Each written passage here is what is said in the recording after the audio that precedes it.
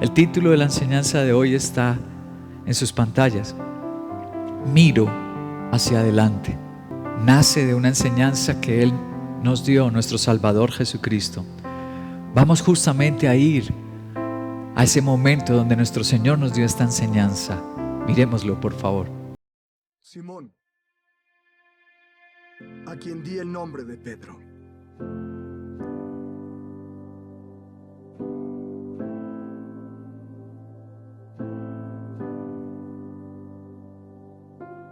Vamos, Simón. Pedro. Andrés.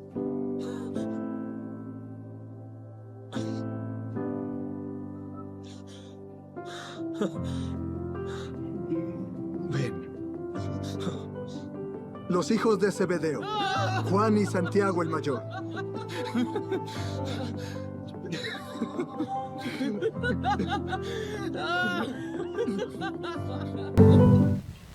Vamos a ese momento en la Biblia, Lucas capítulo 6, verso 12.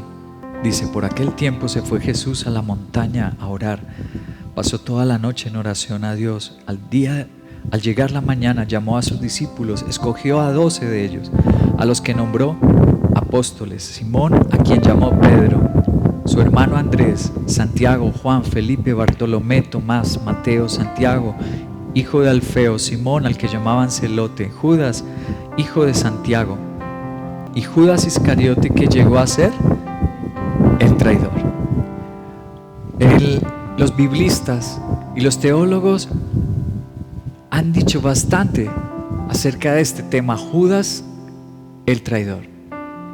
Y los teólogos han debatido cuál es el mayor fracaso de Judas: haber conocido a Jesús o haberlo conocido y traicionarlo.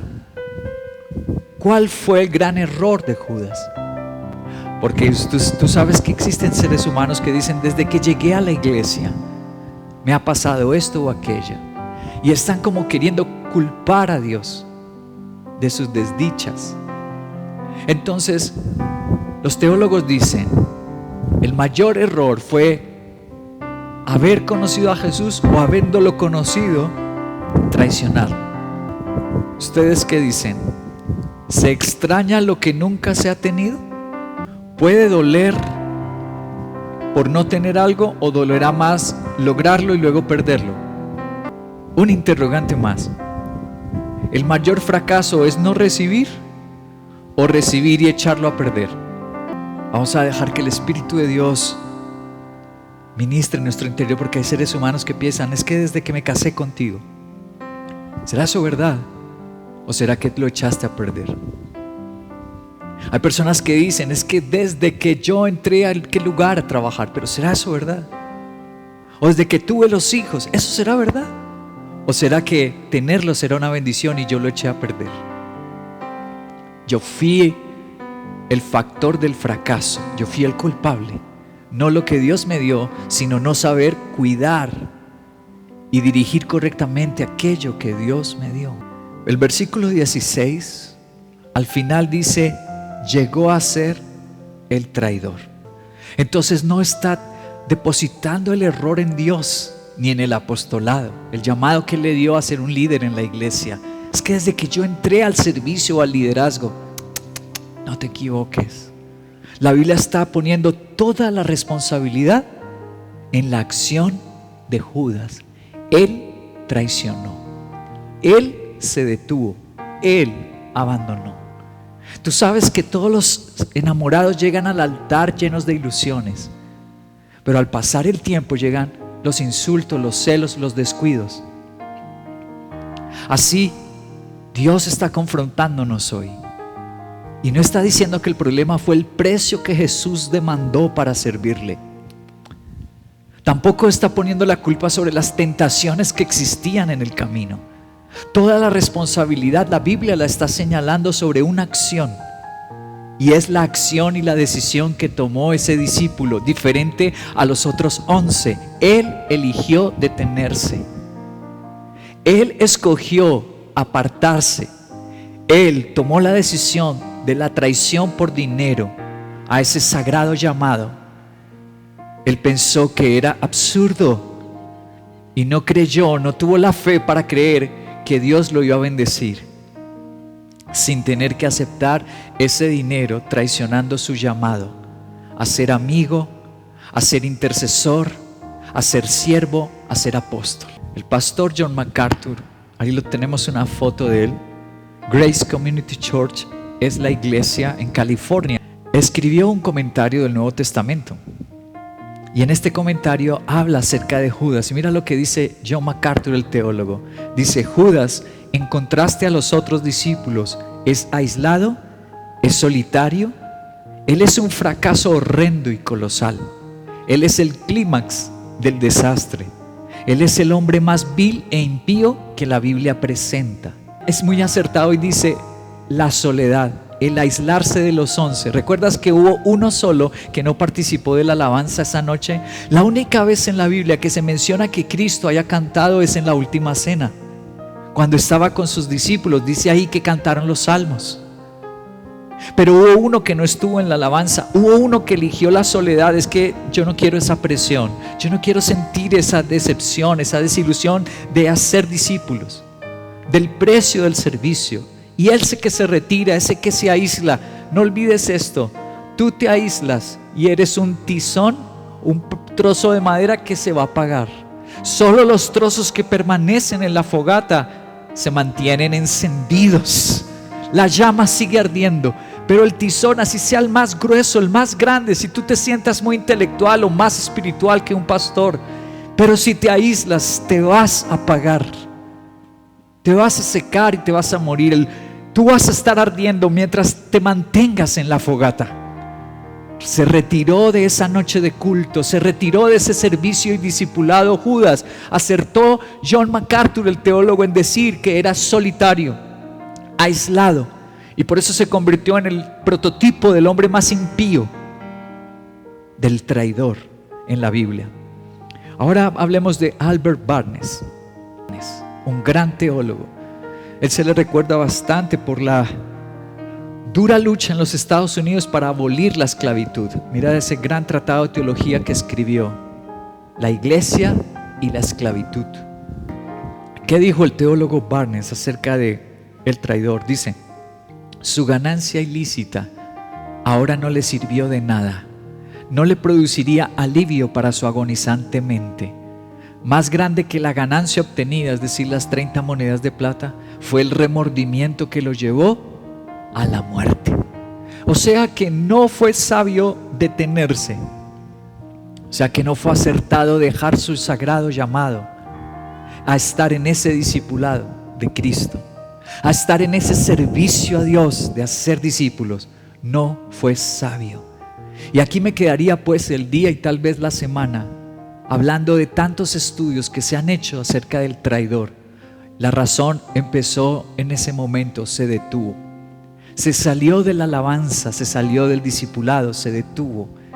Y después solamente una espiral descendente siguió a los acontecimientos que lo llevaron a ahorcarse. No te detengas del llamado de Dios, te pido. El llamado en una familia, el llamado en una iglesia, el llamado que Él te hizo. Porque será la horrenda decisión, el más espantoso recuerdo de tu vida, el día que traicionaste una esposa, un esposo, unos hijos, traicionaste un discipulado, un llamado divino. Te perseguirá hasta el día del juicio final, frente al trono blanco. Versículos 20 al 23, Lucas 6. Él entonces dirigió la mirada a sus discípulos. Recuerda que los llamó a 12 para ser su discípulo. Ahora los está mirando y dice: miró a sus discípulos y les dijo: dichosos ustedes los pobres, porque el reino de Dios les pertenece. Dichosos ustedes ahora los que pasan hambre, porque serán saciados. Dichosos ustedes que ahora lloran, porque luego habrán de reír. Dichosos serán ustedes cuando los odien, cuando los discriminen, los insulten, los desprecien por causa del Hijo del Hombre. Alégrense en aquel día, salten de gozo, pues miren, les espera una gran recompensa en el cielo. Des en cuenta de que los antepasados de esta gente trataron así a los profetas. Mira lo que sobresaltamos en rojo. ¿Qué pusimos en rojo? Dichosos los pobres, dichosos los que pasan hambre, Dichosos los que lloran. Dichosos cuando los discriminen, insulten, desprestigien. Estamos hablando de condiciones en las que conscientemente nadie sonreiría, a no ser que tenga esta enseñanza de hoy. Pero ¿quién reiría pasando hambre? ¿Quién saltaría de dicha cuando lo insultan, lo ofenden? ¿Quién? ¿Notas bien lo que nuestro Señor estaba haciendo con ellos? ¿Cómo podría uno ser dichoso en esas situaciones de sufrimiento? Pasar hambre, llorar, tener pobreza, ser insultado. ¿Cómo ser uno dichoso en esas condiciones a veces de sufrimiento extremo? La respuesta la tenemos en el versículo 23. Miremos el 23. Pues miren, les espera. El Señor tiene esta expresión cuando estamos pasando por esa situación, y es: mira, ¿hacia dónde? ¿Hacia atrás o el presente? ¿En qué tiempo está conjugado les espera? ¿Pasado? ¿Presente? Futuro. Nuestro Señor, ¿qué estaba haciendo con sus discípulos? ¿Qué está haciendo con nosotros? Miren hacia. Nunca le dijo: Pedro, cuando estés llorando, estés en pobreza, te insulten, entrega el ministerio. Por eso, en estos casi 30 años que llevo sirviéndole a mi Señor, no he entregado el ministerio. ¿Es que no te han insultado, pastor? ¿Es que no has llorado, pastor? ¿Es que no has pasado escasez o pobreza, pastor? Eso lo he pasado, pero he aprendido a respetar a mi Dios y he creído su palabra, que cuando yo paso por esas situaciones, yo debo mirar hacia, no el pasado ni el presente. ¿Hacia dónde debo mirar? Ustedes recuerdan al pueblo de Israel. ¿Por qué no entraron a la tierra prometida? Cuando a ellos les faltaba la carne, el pollo. ¿Hacia dónde miraron ellos? Muy bien, ¿qué miraron ellos? En Egipto teníamos cebollas. ¿Quién extraña las cebollas? Pero esos benditos las extrañaron. En Egipto teníamos cebollas. Miraron atrás. Si tú miras atrás o miras el presente, tú te vas a detener y vas a entregar el encargo de Dios. Pero el Señor dijo a sus discípulos, dice que mirando a sus discípulos les dijo: van a pasar momentos de hambre, van a pasar momentos de pobreza, a veces van a llorar en el matrimonio, en la universidad o en el trabajo. Pero el Señor dijo: miren lo que les espera. ¡Wow! El Señor nos enseñó a mirar hacia adelante. Alaba a nuestro Dios, a tener fe en Él, a caminar por fe. Es que sin fe, dice Hebreos 11, es imposible agradar a Dios. Cuando estamos llorando, cuando nos están tratando mal, cuando tenemos conflictos matrimoniales, yo tengo que mirar hacia adelante. Cuando tengo una crisis en la iglesia, cuando hay una zaranda, un sacudón en los discípulos, yo tengo que mirar adelante y decir: mi Señor, por cada uno que se va, 100 vendrán. Tengo que mirar hacia adelante. Eso dijo el Señor a sus discípulos: dichosos, pero puso una condición: si miran hacia adelante. Porque donde uno se quede mirando el presente o mire el pasado, se detiene, abandona todo. Y dice como muchos: hasta aquí llegamos, esto aquí se acabó. ¿Han oído esa frase? ¿Por qué? Porque dejan de mirar lo que el Señor dice en Lucas 6, que miremos hacia lo que nos espera. Les voy a mostrar algunos ejemplos preciosos y solemnes de seres humanos en terribles situaciones que la Biblia dice que miraron hacia adelante. La primera persona, a ver si lo recuerdan, miren sus pantallas.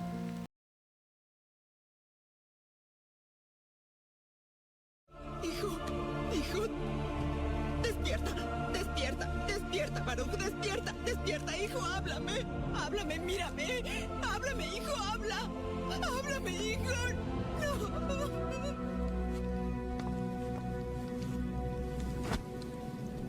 Señor, Dios mío. Vamos al libro de Segunda de Reyes, capítulo 4, verso 18 al 20. El niño creció y un día salió a ver a su padre que estaba con los segadores. De pronto exclamó: ¡ay, mi cabeza! Me duele la cabeza. El padre ordenó a su criado: llévenselo a su madre. El criado lo cargó, se lo llevó a la madre, la cual lo tuvo en sus rodillas hasta el mediodía.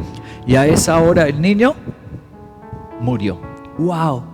Tenaz. Ese niño había sido un milagro que Dios le había concedido a través del profeta Eliseo. Esa mujer era estéril, pero ella hizo un acto de generosidad. ¿Cuál fue? Construirle un apartamento al profeta para que no tuviera que estar mendigando donde le daran posada cuando pasara por esa ciudad.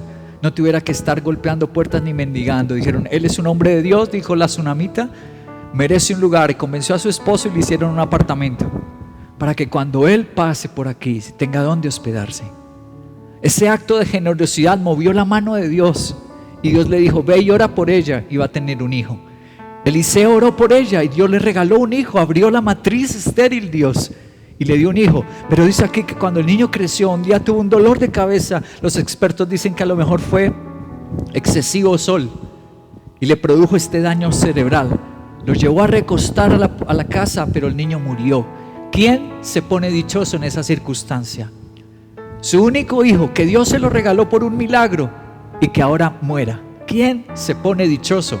Pero recuerden a Jesús, Él dijo: dichosos cuando lloren. Vamos a ver qué hizo esta mujer. Versículo, Segunda de Reyes 4, versículo 25 y 26. Segunda de Reyes 4, 25 y 26. La mujer se puso en marcha. Llegó al monte Carmelo, donde estaba Eliseo, el hombre de Dios. Este le vio a lo lejos y le dijo a su criado Giesi: mira, ahí viene la tsunamita. Corre a recibirla y pregúntale cómo está y cómo está su esposo y el niño. El criado fue y ella le respondió: todos están. ¡Wow! ¿Dónde estaba mirando ella? ¿El pasado? ¿Presente? Ella estaba creyendo: si Dios me lo regaló, mi Dios me lo levanta. Y la Biblia dice que Eliseo oró por el niño y Dios lo resucitó. ¡Aleluya! ¿Hacia dónde hay que mirar? Con fe, con fe. El que mira el presente se detiene, abandona todo. Pero ella, en lugar de culpar a su esposo, mire que lo puso a trabajar en el campo, no culpó a su esposo. En vez de culpar el ministerio, de nada sirvió dar esa ofrenda y entregar un apartamento al siervo de Dios, tampoco. Ella, ¿qué hace? Ni el pasado ni el presente, mira hacia adelante. Y cuando tú miras hacia adelante a la misericordia y a la bondad de Dios, Dios te va a responder. Porque Dios ama a los que creen en Él y confían en Él, y no los dejará en vergüenza, no los deja defraudados. ¿Hacia dónde hay que mirar, iglesia? Sí, ¿hacia dónde hay que mirar? Esto hacemos en la intercesión cada día. Les voy a mostrar otro ejemplo, a ver si lo recuerdan mirando esta pintura. ¿Quién es? El amigo de Dios, llamado en la Biblia, que Dios le dijo: mi amigo. ¿Quién es? Abraham. Este cuadro es de Caravaggio, siglo XVII, italiano, el pintor. Qué lindo cómo lo expresó, qué realismo que le puso Caravaggio a la pintura. Abraham, cuando llevó a su hijo. Vamos a leer Hebreos capítulo 11, verso 17 al 19. Dice así: por la fe, Abraham, que había recibido las promesas, fue puesto a... ¿Quién estaría feliz cuando pasa por prueba? Nadie. ¿Quién reiría? A no ser que haya escuchado esta prédica, pero nadie reiría en la prueba, cuando está sufriendo una enfermedad, cuando sus hijos están en la mano del enemigo. ¿Quién se ríe? Difícil, ¿no, Carolina? Pero mira lo que dice aquí: y ofreció a Isaac su hijo único. También era hijo único, a pesar de que Dios le había dicho. Está en rojo. ¿De qué se aferró Abraham? De que Dios le había dicho, le había dado una palabra: tu descendencia se establecerá por medio de tu hijo Isaac. Y consideraba Abraham que Dios tiene poder hasta para ¿qué? ¡Wow! Está en rojo. Resucitar a los muertos. Y así, en sentido figurado, recobró a Isaac de entre los muertos. ¡Qué lindo! Fue uno de los primeros hombres, Abraham, que creyó en la resurrección de los muertos. Y él dijo: Dios me regaló a ese hijo. Y él se aferró a la promesa. Dios me lo regaló. Dios me dijo que me bendeciría a través de ese hijo. Querido, aquí debo decirte algo importante. No es mirar adelante mirando tus capacidades, no. No es mirando tu empresa o tu estudio o lo atractivo o lo bonita que eres, no. Porque todo eso pasará. Las empresas se acaban, la belleza se acaba, todo se acaba. Para mirar hacia adelante y ver a Dios moverse, hay que aferrarnos a la palabra. ¿A qué hay que aferrarnos? Tener una palabra de Dios. ¿Tú tienes palabra de Dios para lo que hiciste? No, es que yo siento dejar el discipulado, es que yo siento que así estoy más tranquilo. O sea, tu Dios son tus sentimientos, no la Biblia. Dice la Biblia que Abraham se aferró a la promesa. ¿Tú tienes promesa? Esto es lo lindo de hacer devocional todos los días con la Biblia. Esta mañana, por ejemplo, esta madrugada en mi devocional, ¿sabes qué me dijo el Señor? No, es un secretico. Pero, a ver, les dejo este secretico no tan secreto. Una de las palabras que Dios me dijo fue Proverbios 28. Ahí en el capítulo hay unas promesas tan hermosas que solo mi conversación entre Dios y yo lo sabíamos. Y esta mañana, esta madrugada en mi devocional, Dios me lo ratificó. Yo ya lo tenía subrayado en mi Biblia. Dios me lo ratificó y me dijo: hijo, tú tranquilo, tú sigue mirando adelante con el pastorado, tú sigue en tu llamado, hijo mío. Ahí lo tenía subrayado y otra vez me hizo llorar Dios. Señor, tú te acuerdas de mí, tú te acuerdas de mí, Señor. Es lo lindo de hacer devocional y con la Biblia, leyendo la Biblia, porque yo puedo subrayar las promesas. Y si yo miro adelante con una promesa, Dios me va a cumplir. Dios lo va a hacer porque lo va a hacer, porque lo va a hacer. Él no miente, Él no es mentiroso. Él va a cumplir su palabra. Excepcional. Una persona más, un ejemplo más. Miremos esta pintura. Esta pintura es de un inglés, la tenemos en nuestra sede administrativa. Si quieres conocer la historia, pues léela ya porque me ahorras tiempo. Peter Paul Rubens es el nombre de este pintor, Peter Paul Rubens. Y lo que pintó allí es un hecho que tiene comprobación arqueológica, histórica. Cuando vayamos a Nueva York, visitamos el Museo de Historia Natural de Nueva York. Hay un prisma en piedra que descubrió un coronel inglés y se lo donaron al Museo de Nueva York, donde está escrita esta historia, y no la escribieron en la Biblia, la escribieron los sirios en piedra. Este milagro escribió de él el historiador más respetado de la antigüedad. ¿Saben cuál es? Heródoto. Vivió en el siglo V antes de Cristo. Heródoto habló de este milagro. Heródoto no era creyente en Dios. Heródoto era griego, creía en Poseidón, Medusa, y él escribió de este milagro, que eso había pasado. ¿Qué fue esto? Voy a mostrárselo. Segunda de Crónicas 32, versículos 7 y 8 dicen: cobren ánimo, ármense de valor, no se asusten ni se acobarden ante el rey de Asiria y su numeroso ejército, porque nosotros contamos con alguien que es más poderoso. Él, ese rey, se apoya en la fuerza humana, pero nosotros contamos con el Señor nuestro Dios, que nos brinda su ayuda y pelea nuestras. Lo pusimos en rojo, ya les voy a explicar por qué. Dios pelea nuestras batallas.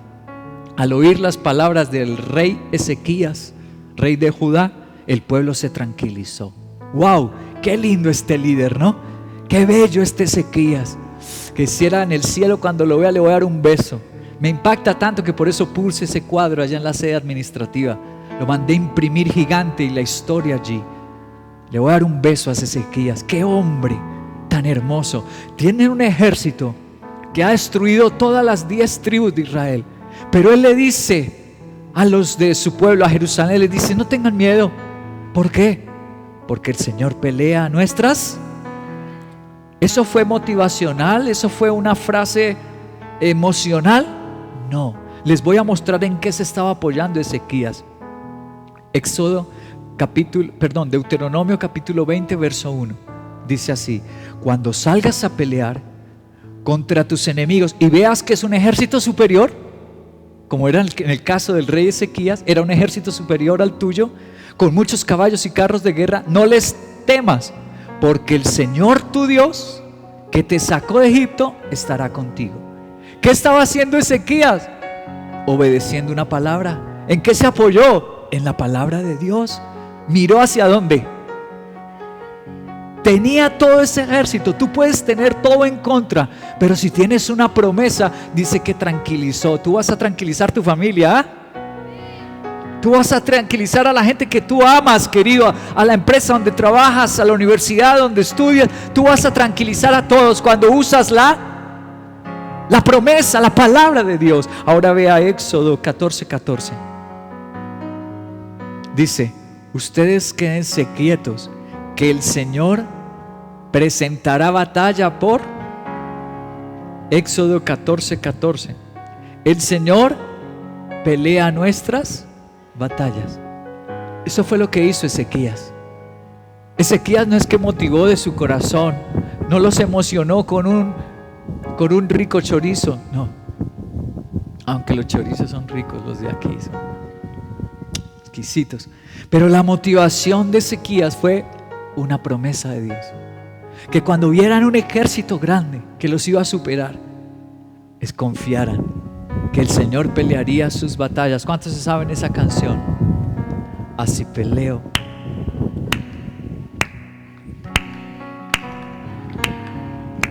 Así peleo mis batallas.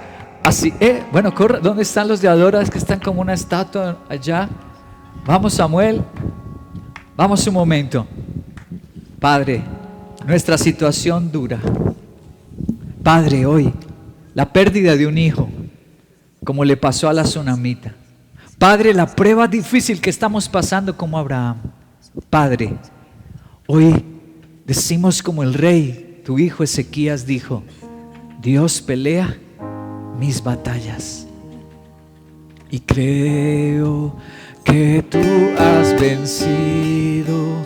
Levanto mis manos por lo que has hecho en mí.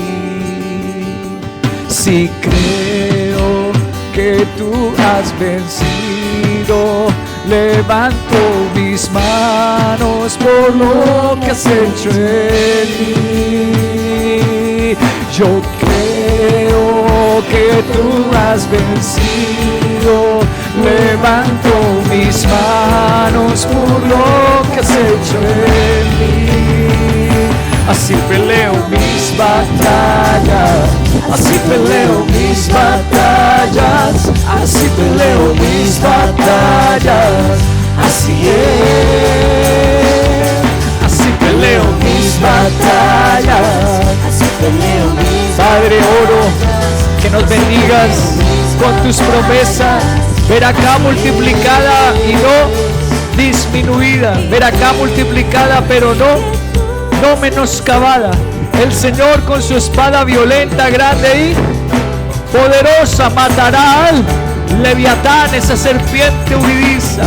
Padre, oro la promesa de entre las ruinas surgirá un palacio. Padre, oro las promesas para esta iglesia, antorcha encendida. Y creo que tú has vencido. Levanto mis manos por lo que has hecho en mí. Yo sí creo. Yo creo que tú has vencido. Levanto mis manos por lo que has hecho en mí. Sí creo. Sí creo. Colombia para Cristo. Caen los corruptos, cae la maldad y la violencia en Colombia, en el Congreso de la República. Sí creo.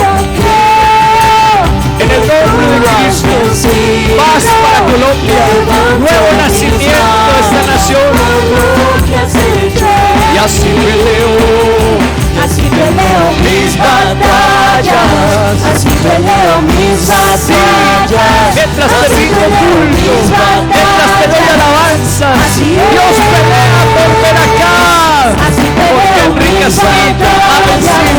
Yo por mi casa, yo soy tu siervo. Así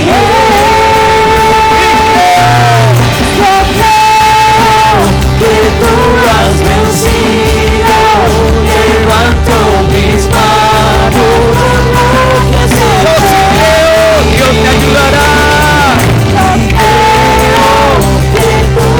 Él hará un milagro. levanto Sí, no me quiero detener. Ven acá y conmigo. Señor, ayúdame a no detenerme en mi devoción, en mi servicio para ti, en mi alabanza a tu nombre. Que no me detenga jamás por ninguna prueba, porque creo que seré dichoso. Tú me harás dichoso en el nombre de Jesús. Dale una fuerte alabanza a nuestro Dios. Gracias, Dios nuestro. Muchas gracias. Uy, qué lindo canto, ¿no? ¿Sintieron su liberación? Ay, me encanta. Me fascina. Muy bien. 3 ejemplos impresionantes. 3 personas que miraron hacia dónde. Pruebas terribles, riesgo de muerte, pero miraron hacia adelante con una promesa, aferrados a una palabra de Dios. Y Dios no es hombre para que mienta, ni hijo de hombre para que se arrepienta. Dios lo hará. Vamos a volver a ese discípulo que traicionó. Miremos lo que vino después de que él no estuvo en la alabanza y se salió de la iglesia, se salió del llamado y del servicio. Miremos lo que vino después. Muéstrame. ¡Cárguense! ¡Rápido! ¡Ya! ¡Vayan! ¡Dije que me suelten! ¡Suéltenme! Es inofensivo. Déjenlo pasar. Suéltenlo. Lo devolveré todo. Aquí está. He pecado entregando sangre inocente. No quiero esto. Aquí está. Tómela. Si crees que has entregado sangre inocente, ese es tu asunto. Toma la plata y vete. No la quiero. No la quiero.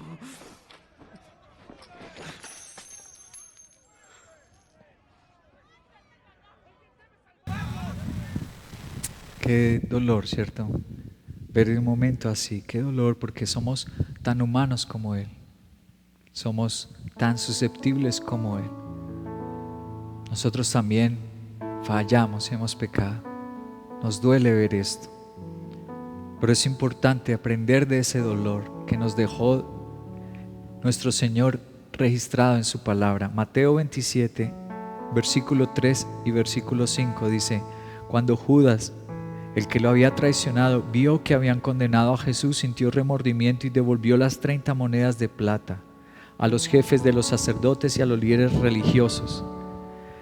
Entonces Judas arrojó el dinero en el santuario y salió de allí. Luego fue y se ahorcó. Esta profunda enseñanza de nuestro Señor de mirar hacia adelante incluye una exhortación, y es la exhortación a la complacencia por las circunstancias presentes, porque nos hace detener.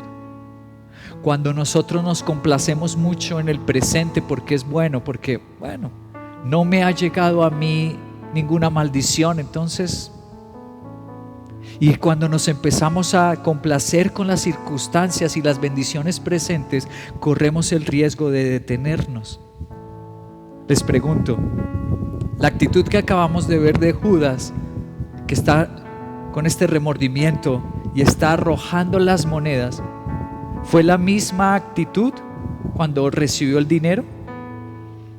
No, él pensó que con ese dinero iba a ser feliz. Ten cuidado de complacerte. Hoy descansé porque entregué el ministerio. Hoy descansé porque no volví a la iglesia. No va a ser un descanso sano. Ese no es un descanso en el Señor. Y cuando descansamos en las circunstancias, no en el Señor, ay, yo me deshice ya de esta carga, pero no descansaste en el Señor, sino que desechaste su llamado. Judas, cuando recibió el dinero, estaba mirando hacia adelante. No miró hacia adelante, miró el momento. No miró su relación con Cristo que iba a pasar después. Míralo ahí cuando llegó. Estaba arrepentido.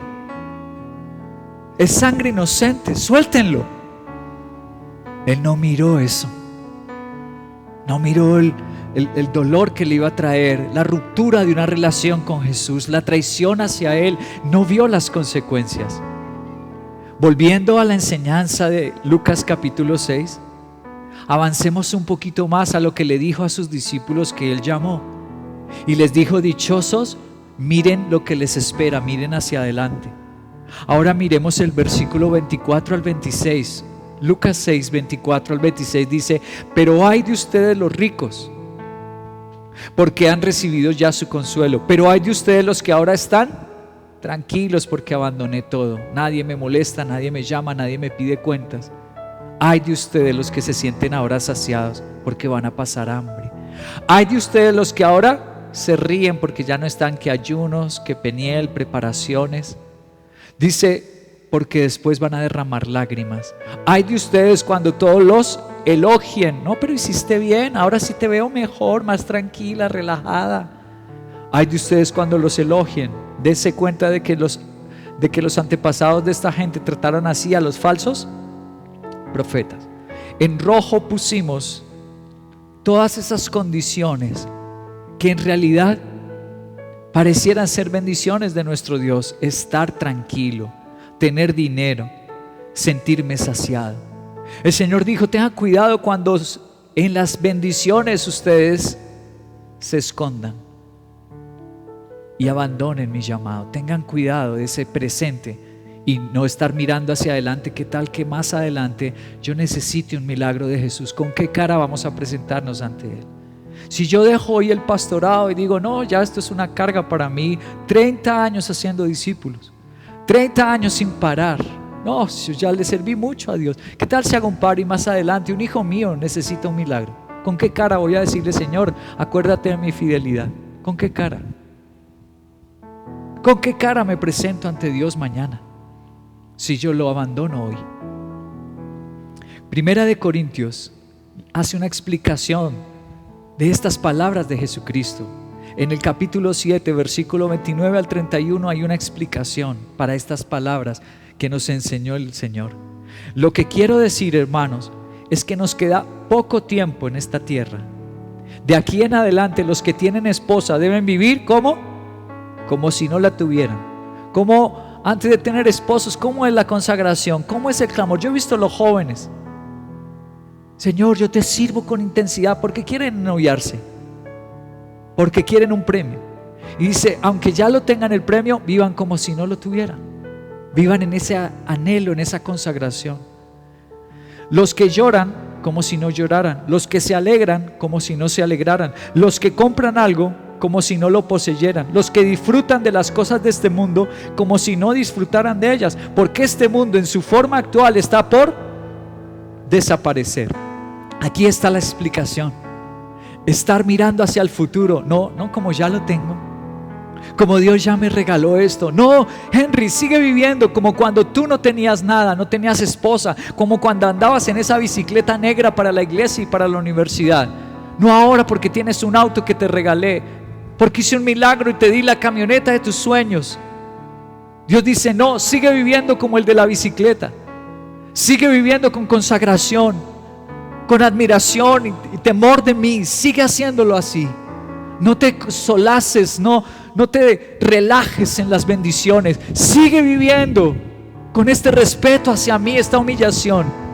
Los que un día su hogar tambaleó, estuvieron a punto del divorcio, los traicionó un ser querido. ¿Cómo eran esos días su relación con Dios? Lloraban: pónganme a lavar baños, pastor, ponme a trapear el templo, lo que haya que hacer. Pero después de que Dios les hizo, ya no. Estoy esperando que Dios me lo confirme. Esas palabras son tan repulsivas. Finalmente, mirar hacia adelante. Dios dice que me ayuda a nunca detenerme.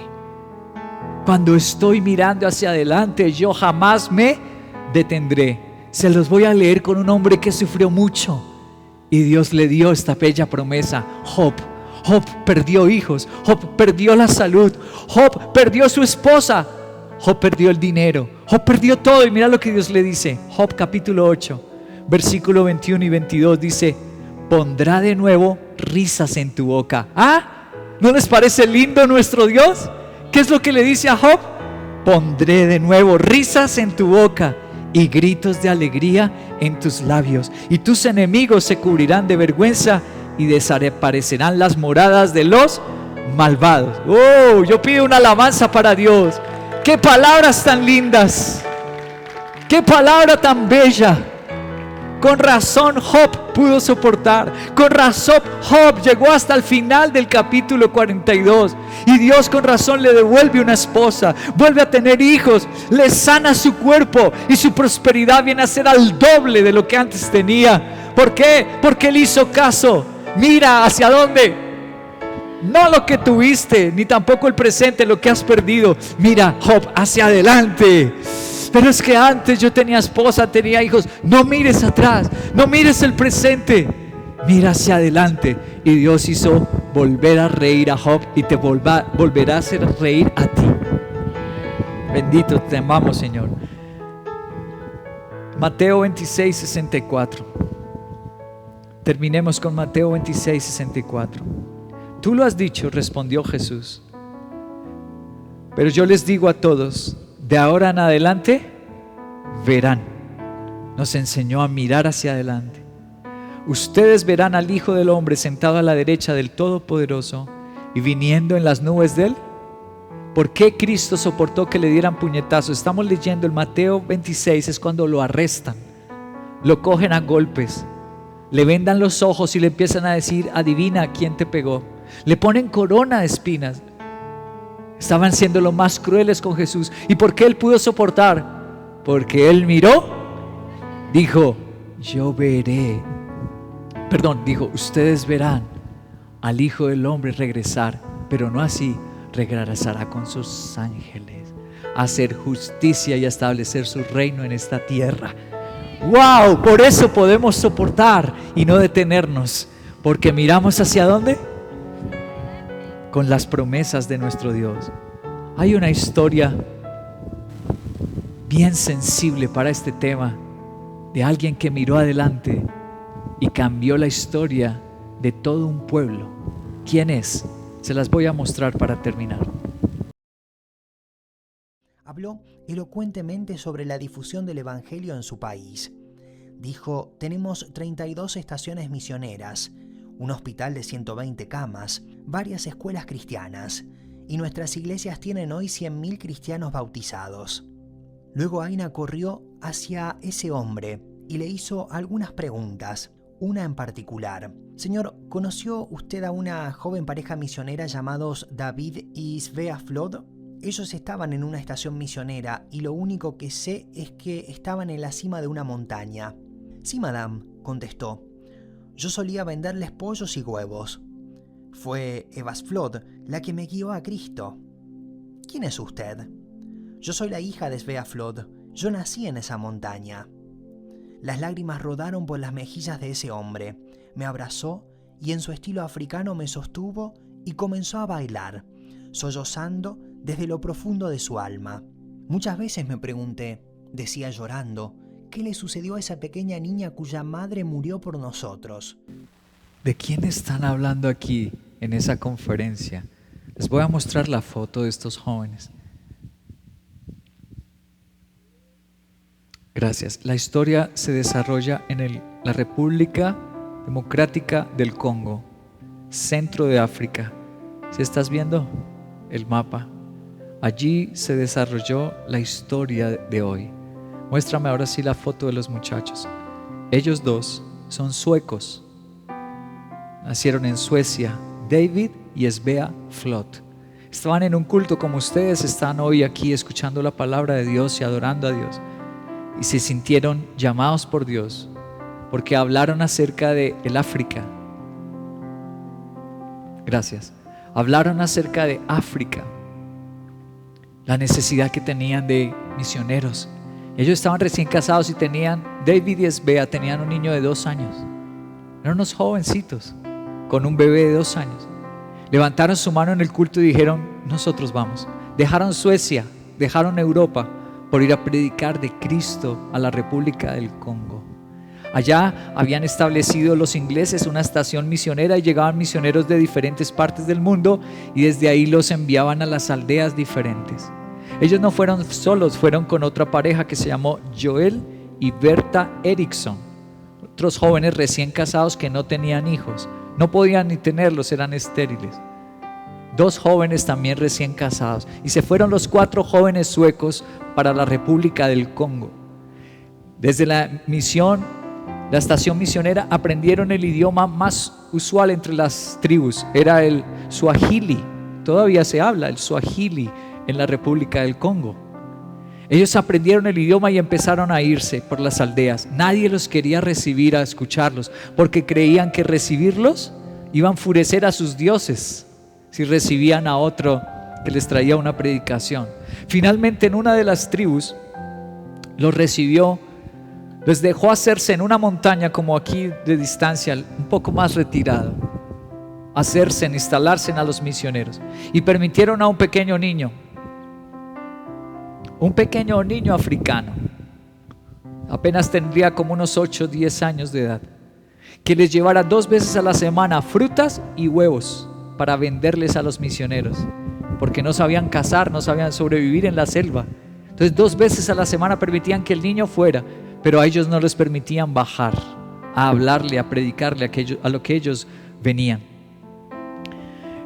La mamá, Svea Flot, después de meses estar allí, dijo: si no van a aceptar el evangelio, estas personas no nos dejan ir, pues Dios me envió este niño. Y empezó a predicarle al niño. Un día los otros 3 misioneros vieron al niño arrodillarse con Svea Flot. El niño entregó su vida a Jesucristo con la señora, con Svea Flot. Luego los 2, Joel y Berta, dijeron: no, esto no es para nosotros, no vemos resultados. Se cansaron de la selva y desertaron. Se devolvieron a la estación misionera para devolverse a Suecia. Quedó embarazada Svea Flot y se contagió de malaria. Empezó a sufrir unas fiebres impresionantes. El niño le contó al jefe de la tribu y el jefe se compadeció y mandó a una partera: vaya por favor y ayúdala. Le ayudó a tener el hijo a luz, pero mientras lo daba a luz a una niña, murió. Alcanzó a decir: pónganle por nombre Agi. Es una palabra sueca que traduce esperanza.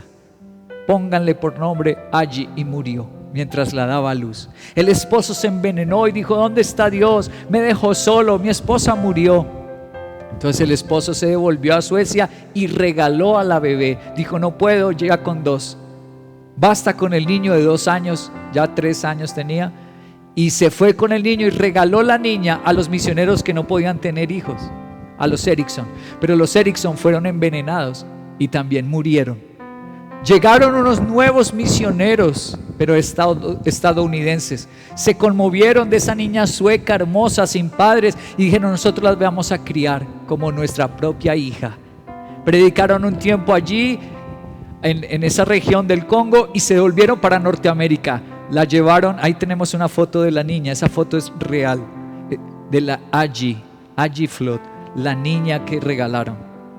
La educaron en un colegio cristiano, luego la pusieron en una universidad cristiana para que estudiara teología. Allí conoció a un muchacho que estaba estudiando también teología, se enamoraron, se casaron. El muchacho llegó a ser un pastor y un teólogo que dictaba clases en las mejores universidades de los Estados Unidos.